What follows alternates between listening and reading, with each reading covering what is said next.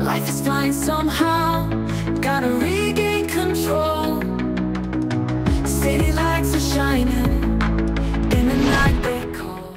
Jika ada sorak-sorai supporter yang tak pernah lelah meneriakkan timnas Garuda, maka ada yang tak pernah lelah bergerak, tak terlihat memperjuangkan kepentingan tim nasional juga. Dan tentu saja, Erick Thohir adalah orangnya. Melihat sebuah peluang emas timnas menuju Piala Dunia, beliau berjuang habis-habisan sampai bolak-balik melakukan lobby-lobby. Salah satu yang paling sering digunakan untuk mendapatkan keadilan dari FIFA. Dan kini kembali Erick Thohir lakukan demi meringankan kartu kuning yang diterima Marten Pas. Selain itu, Erick Thohir sendiri masih terus mengupayakan kekuatan dari dalam skuad. Para pemain keturunan masih terus diharapkan, namun sekarang tak hanya ketergantungan dari Belanda. Dari Jerman pun entah bagaimana ceritanya, terus bermunculan juga hingga sekarang udah sekitar 3 pemain keturunan Jerman yang menyatakan eligible buat membela Garuda. Lantas siapa sajakah mereka? Yuk kita bahas semuanya. Time to back away, find another way. In this game we play, gonna seize the day. Sebelum fokus mencari pemain keturunan baru, Erick Thohir sangat memperhatikan kondisi skuad Garuda yang sudah ada sekarang. Beliau sangat detail menyelami perannya sebagai Ketua Umum PSSI yang memprioritaskan kondisi timnas, terutama efek-efek samping setelah matchday yang biasanya muncul. Salah satunya soal kartu kuning Marten Pas yang sudah 2 kali dikoleksi saat menghadapi Saudi dan terbaru Bahrain, sehingga bisa-bisa absen versus Cina. Maka dari itu, agar kiper FC Dallas bisa membela timnas Indonesia kontra Cina di matchday Juni, PSSI disebut oleh Pais sendiri sudah mengajukan banding. Sayangnya saya diskors untuk pertandingan berikutnya. Mungkin kita harus lihat mereka masih berjuang untuk itu. Mereka masih berjuang. Mereka mungkin sudah mendaftarkan dengan cara yang benar, tapi itu selalu pengalaman yang sangat luar biasa di sana. Tutur Pais dilansir dari YouTube FC Dallas.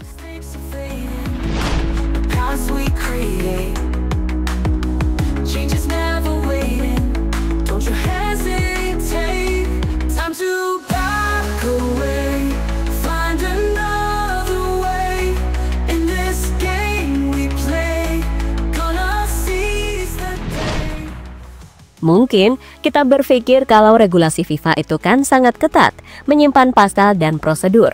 Namun yang dimaksud PSSI, kartu kuning kedua Pais yang berasal dari mengulur waktu saat menjamu Bahrain, diharapkan bisa diringankan. 1 kartu, 1 momen, 1 keputusan wasit. Bisa berarti Marten Pas tak lagi punya hak untuk mengenakan lambang Garuda di 1 laga. Mungkin kita masih bisa sedikit lega, karena di satu sisi, PSSI juga sudah menyiapkan cadangannya sejak sebelum matchday.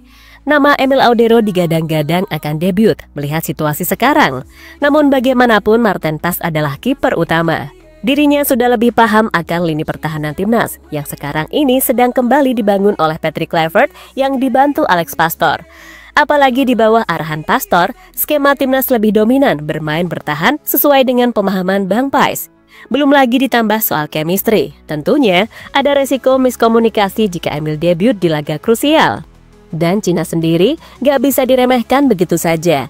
Mengingat mereka juga sempat memberikan kejutan akibat salah pasang pemain dan strategi saat di leg pertama.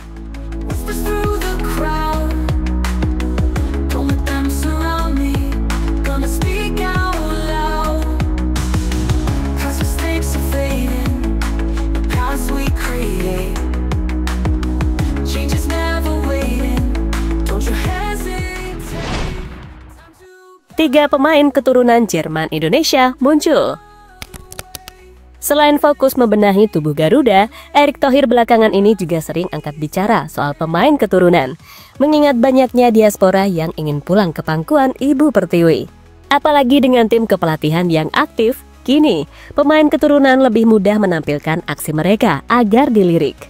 Saya tidak bisa komen sebelum prosesnya terjadi. Saya juga tidak bisa komen mana pemain dipilih atau tidak, karena itu kan prosesnya masing-masing, ungkap Ketum PSSI dikutip dari Tribun News. Menariknya, kini diaspora tak hanya datang dari pemain keturunan Belanda. Namun kali ini, trio berbakat muncul dari Jerman, membawa harapan baru bagi sepak bola tanah air.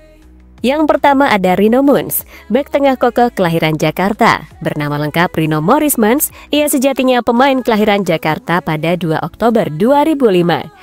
Sehingga membawa kebanggaan tersendiri bagi Indonesia, meski kedua orang tuanya berkewarganegaraan Jerman, tempat kelahirannya di Jakarta membuka peluang baginya untuk memperkuat timnas Indonesia tanpa melalui proses naturalisasi.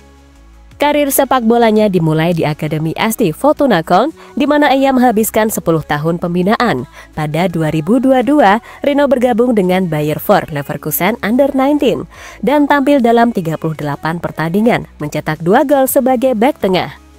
Performa impresifnya menarik perhatian SPV Gigi Grutterfurt, klub asal kedua Liga Jerman, yang kemudian mengontraknya pada Juli 2024. Sejak itu, Rino telah mencatatkan 12 penampilan bersama klubnya. Di kancah internasional, Rino memulai debutnya bersama timnas Jerman U19 pada 6 September 2023. Sejak itu, ia telah tampil dalam 5 pertandingan internasional. 2 laga kualifikasi UEFA Euro U19 Championship menunjukkan komitmen dan kualitasnya di level internasional. Namun di level senior, ia masih terbuka lebar dan sempat melirik timnas Indonesia.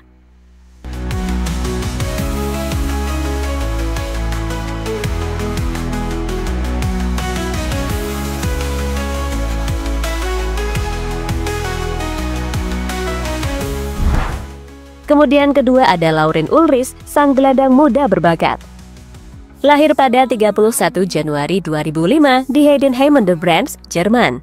Laurin Ulrich meniti karir sepak bolanya dengan penuh dedikasi. Sejak bergabung dengan Akademi VfB Stuttgart pada 2016, bakatnya sudah berkembang. Pada 2022, ia menandatangani kontrak jangka panjang dengan klub tersebut, menandakan kepercayaan besar yang diberikan kepadanya. Belakangan ini, ia banyak dibicarakan setelah diketahui memiliki garis keturunan dari sang kakek yang merupakan pria kelahiran Surabaya di masa Hindia Belanda. Namun secara keturunan dari darah Indonesia, Laurin adalah pemain yang mirip dengan Martin Pas dari sudut pandang garis keturunan. Sebab orang tua dia tidak ada hubungannya dengan Indonesia, hanya saja kakeknya lahir di Indonesia. Perjalanan karirnya mencakup masa pinjam ke SSV Ulm pada musim 2024-2025. Namun kesempatan bermain yang minim membuatnya kembali ke VfB Stuttgart 2 pada Desember 2024. Kembali ke klub induknya, Laurin menunjukkan performa gemilang dengan mencetak gol spektakuler dalam pertandingan melawan TSV 1860 München pada Februari 2025. Gol tersebut menjadi bukti nyata akan potensinya yang luar biasa. Di level internasional, Laurin telah mewakili Jerman di berbagai kelompok usia, termasuk U16 hingga U19 dengan total 25 penampilan dan mencetak 6 gol. Kiprahnya di timnas muda Jerman menunjukkan kualitasnya sebagai pemain yang patut diperhitungkan. Feel the beat in your soul. Life is flying somehow. Gotta regain control. City lights are shining. Dan yang ketiga ada Daniel Klein, penjaga gawang berdarah Jerman Bali. Lahir di Heidelberg, Jerman pada 13 Maret 2001. Daniel sangat jelas memiliki darah Indonesia dari ibunya yang berasal dari Bali. Perjalanan karirnya dimulai di Akademi TSG Hoffenheim, di mana ia bermain untuk tim U17 dan U19, menunjukkan konsistensi dan ketangguhannya di bawah Mister Gawang. Pada 2021, Daniel bergabung dengan FC Augsburg dan bermain untuk tim cadangan mereka. Pada Juni 2023, ia dipinjamkan ke SV Sandhausen untuk mendapatkan lebih banyak pengalaman bermain. Peminjaman ini diharapkan dapat memberikan kesempatan bagi Daniel untuk terus mengembangkan kemampuannya sebagai penjaga gawang. Di level internasional, Daniel telah mewakili timnas Jerman di berbagai kelompok usia, dari U15 hingga U19 dengan total 13 penampilan. Kini dengan latar belakang keturunannya, Daniel menunjukkan minat untuk membela timnas Indonesia dan bersedia menjalani proses naturalisasi demi mengenakan seragam Garuda. We play, gonna seize the day.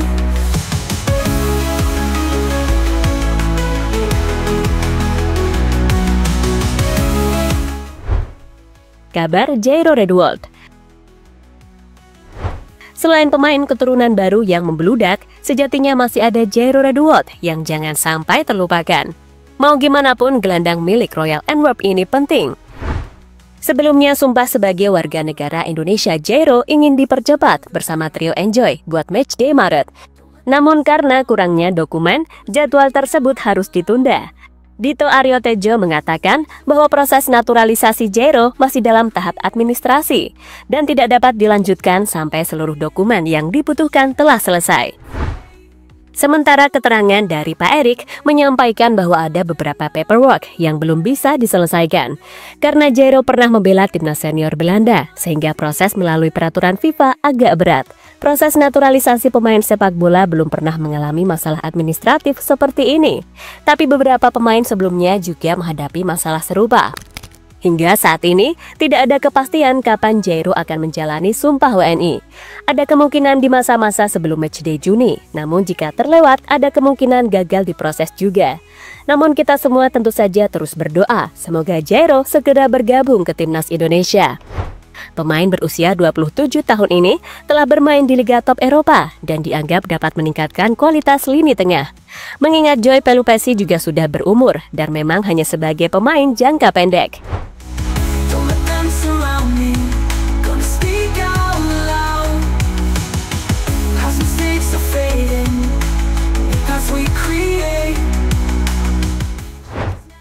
Ya, terlepas dari apapun, sekarang percayakan saja semuanya pada Pak Erick Thohir. Kalau nggak ada beliau, mau percaya siapa lagi soal sepak bola di bumi Nusantara tercinta ini. Piala Dunia 2026 tetap menjadi tujuan bersama, entah lewat jalur round 4 atau bahkan playoff. Semua harus diperjuangkan sampai titik darah penghabisan, ya kan?